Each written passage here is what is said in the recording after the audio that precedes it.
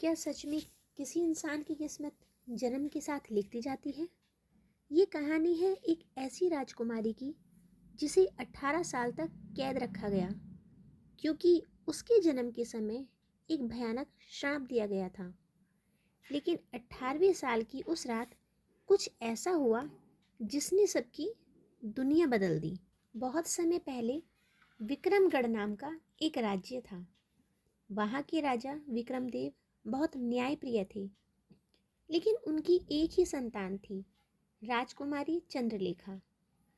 चंद्रलेखा इतनी सुंदर थी कि लोग कहते थे जैसे चांद धरती पर उतर आया हो। लेकिन उनके जन्म के समय एक भविष्यवाणी हुई थी। महल में आई एक रहस्यमयी साध्वी कालरात्रि ने कहा, इस बच्ची की सुंदरता ही इसका सबसे बड़ा श्राप बनेगी। 18वें वर्ष की रात ये अचानक गायब हो जाएगी और फिर कभी वापस नहीं आएगी। राजा डर गए। उन्होंने राजकुमारी को महल में ही कैद कर दिया, ना बाहर जाना, ना किसी से मिलना। राजकुमारी बड़ी होती गई, लेकिन उसके दिल में हमेशा एक सवाल था, मैं कैद में क्यों हूं? एक दिन उसने महल के पुराने हिस्से में एक छुपा हुआ दरवाजा देखा।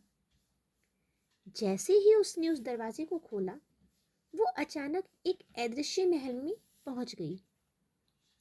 वहां सब कुछ था, सिंहासन, बाग, संगीत, लेकिन कोई इंसान नहीं। और तभी एक आवाज गूंजी, तुम आ ही गई। मैं 18 साल से तुम्हारा इंतजार कर रहा था। उसके सामने एक युवक आया। नाम था राजकुमार वीरेंद्र। उसने बताया, मैं इस महल का राजकुमार हूँ और 18 साल पहले मुझे श्राप मिला था कि जब तक तुम यहाँ नहीं आओगे मैं अदृश्य ही रहूंगा। चंद्रलेखा हैरान थी। धीरे धीरे राजकुमार ने सच्चाई बताई, ये सब एक श्राप है और ये श्राप दिया था उसी साध्वी कालरात्रि ने। लेकिन असली ट्विस्ट अभी बाकी था। राजकुमार बोला, वो साध्वी कोई साध्वी नहीं, वो एक दुष्ट तांत्रिक है जो तुम्हारी सुंदरता और शक्ति चाहता है। और अगर तुम यहाँ से बाहर गई तो तुम हमेशा के लिए पत्थर बन जाओगी। चंद्रलेखा के सामने दो रास्ते थे, हमेशा के लिए एक अदृश्य महल में रहना या बाहर जाकर अपने राज्य को बचाना। उसने हिम्मत दिखाई और बाहर जाने का फैसला किया। जैसे ही वो बाहर आई, पूरे राज्य में अंधेरा छा गया। सामने वही तांत्रिक खड़ी थी, साध्वी कालरात्रि। वो हंसते हुए बोली, अब तुम नहीं बच सकती, तुम्हारी शक्ति अब मेरी है। लेकिन चंद्रलेखा डरी नहीं।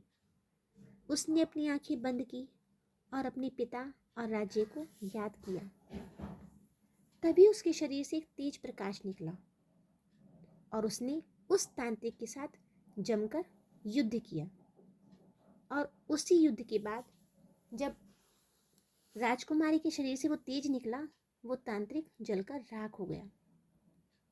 श्राप टूट गया। अदृश्य महल वापस असली रूप में आ गया।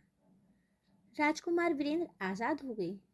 राजा विक्रमदेव अपनी बेटी को देखकर रो पड़े और उन्होंने उससे माफी मांगी कि मैं इस तांत्रिक की बात में आकर मैंने तुम्हें इतने साल तक कैद रखा। उसके बाद विक्रमदेव ने अपनी बेटी को अपने गले से लगाया और पूरे राज्य में खुशियां मनाई गई।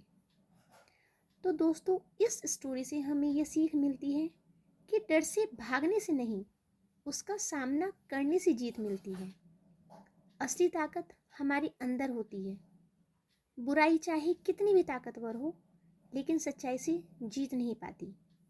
इसलिए हमें कभी भी डरकर अपने आप से भागना नहीं चाहिए, बल्कि उस डर का सामना करना चाहिए।